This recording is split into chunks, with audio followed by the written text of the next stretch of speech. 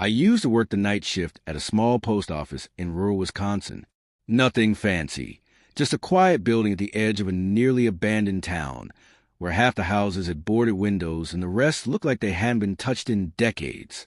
It was the kind of place where time felt like it stopped moving, or maybe it just moved in strange ways.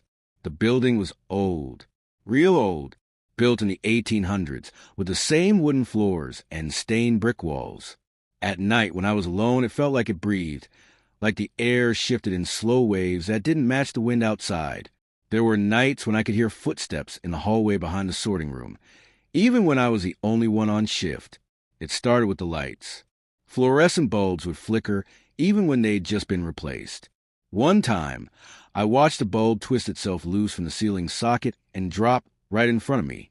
No explanation, no vibration, just like it unscrewed itself. The cameras were worse.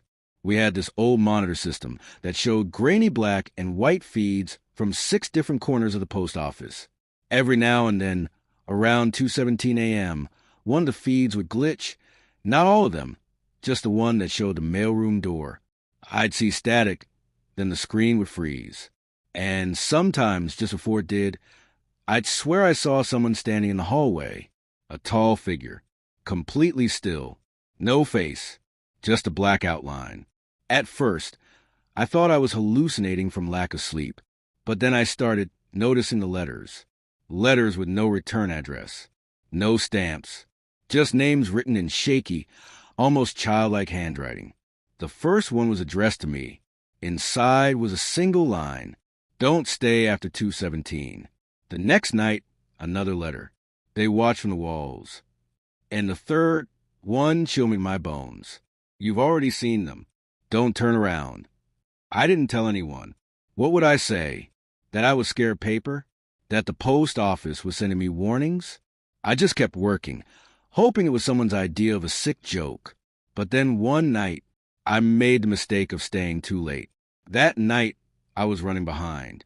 A late truck showed up, and I had to process everything manually. By the time I finished, it was 2:31 a.m. The building was dead silent. I was walking to the front to grab my coat when I heard a sound that made me stop cold.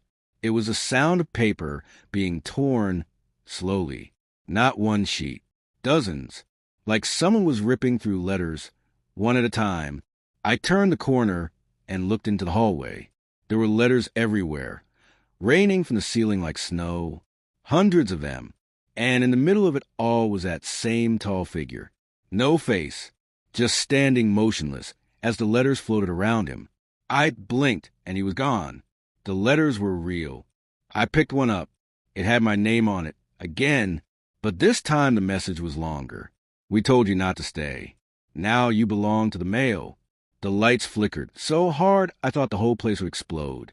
I ran. I didn't grab my coat, my bag, nothing. I just bolted out the door and didn't look back.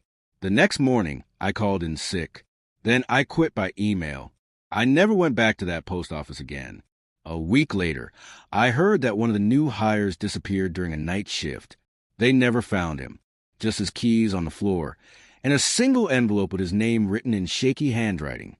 They say the building is still open, and they still deliver the mail. But every now and then, someone goes missing, and a letter shows up. No stamp, no return address, just a name, maybe even yours. I try to forget about it. I blocked the number of my supervisor, deleted all work-related emails, and told my family I'd found something better. But the thing is, I couldn't sleep. Every night around 2:17 a.m., I'd wake up, just wide awake, like something had touched me. Sometimes, I'd find the old envelopes on the floor of my room. Same shaky handwriting. Still no return address. I thought maybe I was being followed. I even set up a camera in my room, but it never showed anything. Just a flicker of static at exactly 2:17 a.m., and then silence. One night, I finally opened one of the letters that showed up at home. It said, "You can't leave the system." I was already paranoid, but that made my skin crawl. What system? The mail system? The post office? What does that even mean? I started researching. Turns out, The post office I worked at had a strange history. A man named Lester Pruitt went missing there in 1964. He was also a night shift worker. And another man in 1988. Both cases were labeled as voluntary disappearances.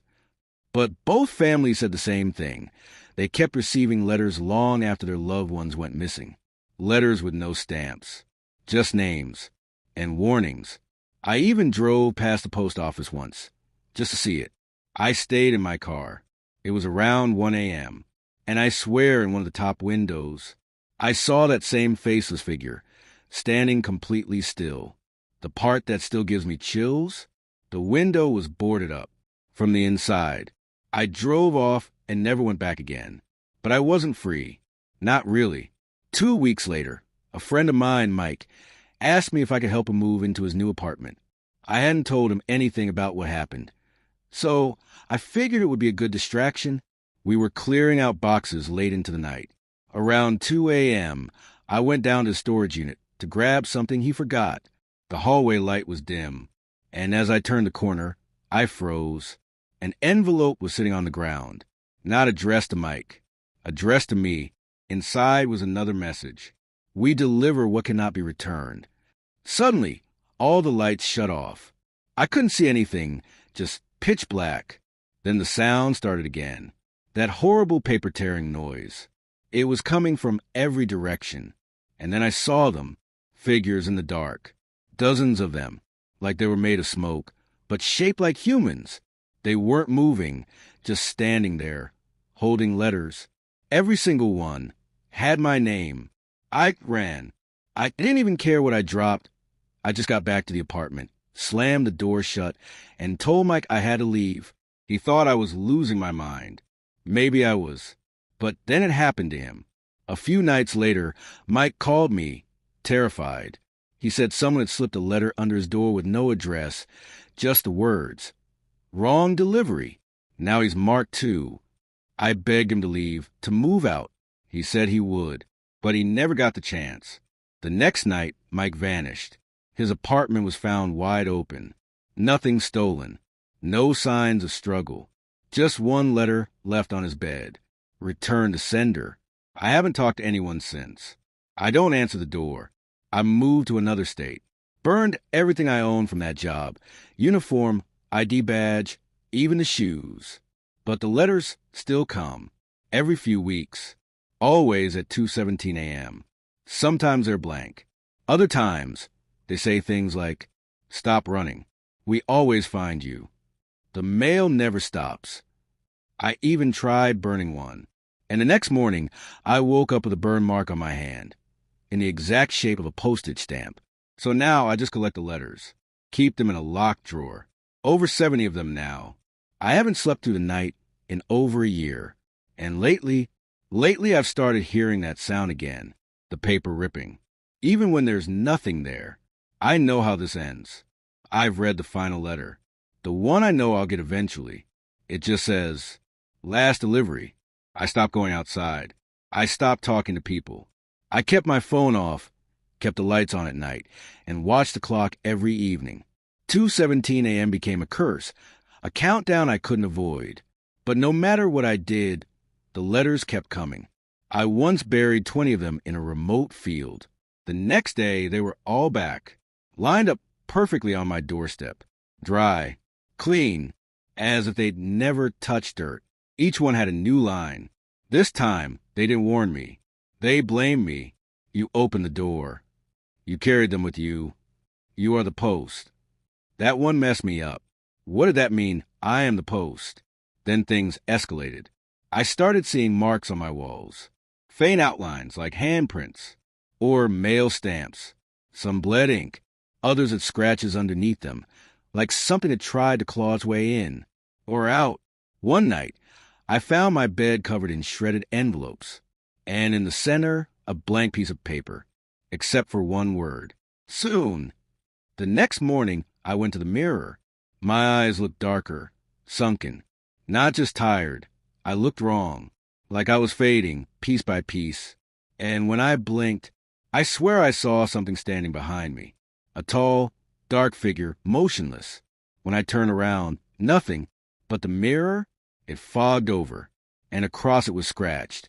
Return address found. I decided to fight back. I drove to a different state, found the oldest archive I could locate, and started digging into the history of the postal system. Not the public stuff, the buried, sealed off stuff. I found a name, the Dead Letter Office. Supposedly, it was an unofficial branch, created to handle mail that had no sender and no destination. Letters from the void.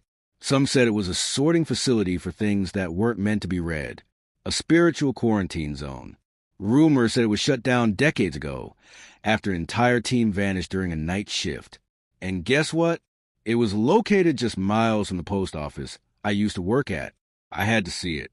Call me stupid, but I needed answers more than I needed safety. The building was gone, demolished, but the foundation remained. I stepped into the ruins around midnight. It was cold, too cold for summer. And then I heard it, a sound I'd grown to fear more than anything. Paper, tearing. Behind the rubble, I saw a staircase, almost hidden, leading down. There shouldn't have been a basement. I followed it. What I found down there was not human. There were rows of shelves, metal, rusted, filled with envelopes, hundreds of thousands, maybe millions, all identical, no stamps, no names, until I saw one on the far wall. It was glowing, faintly. I stepped closer. The envelope had my name. Inside wasn't a message. It was a photograph of me, sleeping, last night, from an angle that meant whoever took it was standing right over me. I dropped the photo, backed away, and then I saw them. Figures. Dozens. Maybe more. All standing between the shelves. Not moving. Not breathing. Each one holding a letter. Their faces were wrapped in paper. Blank sheets. As I turned to run, one of them reached out and whispered, "Delivery complete." I don't remember getting out of the basement. I don't remember getting home. But the next morning, I woke up with a new letter on my chest. "You've been sorted." And that's when the real nightmare began. Now, every person I interact with gets a letter. They don't understand it, but I see it happen. A co-worker I spoke to once, gone. My landlord, disappeared. And every time, a new envelope shows up at my place. Like I'm delivering them. Like I become part of the system. A walking dead letter office. They use me. They are me. I don't know how many more I'll deliver before they come collect me too. But if you're reading this, if the story found you, check your mailbox. If there's an envelope with no return address, do not open it. Don't read it. Don't bring it inside. Because once it knows your name, it never forgets. And it always delivers. Even if it has to go through you. The end.